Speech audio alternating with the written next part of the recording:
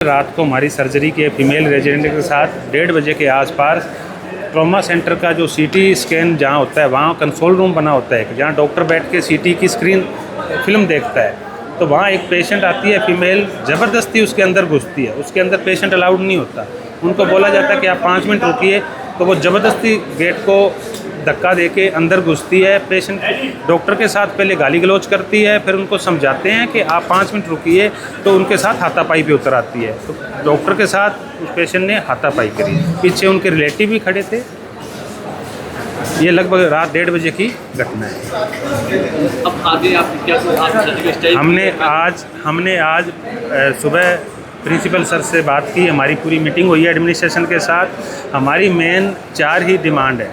First, जो जिसने ये वारदात करी है उस पर इंस्टीट्यूट FIR करवाई।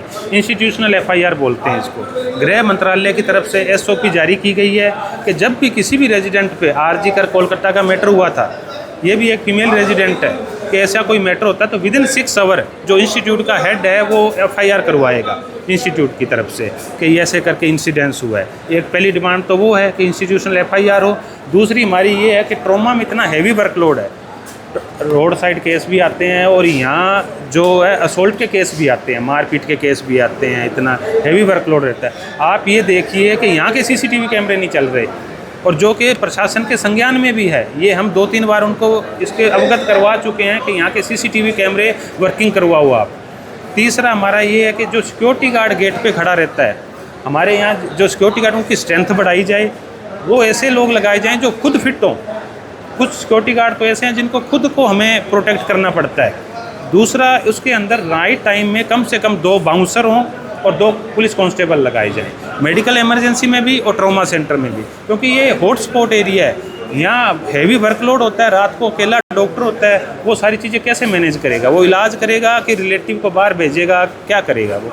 चौथा हमारा ये है कि एक आप ये ट्रॉमा सेंटर में भी खड़े हैं, आप देखिए कि किन परिस्थितियों में डॉक्टर 14 से 16 घंटे ड्यूटी कर रहा है। यहाँ एक फीमेल डॉक्टर के लिए रूम तक नहीं है, जिसको हम डॉक्टर ड्यूटी रूम बोलते हैं, जो कि नॉर्म्स में है सरकार के होना चाहिए।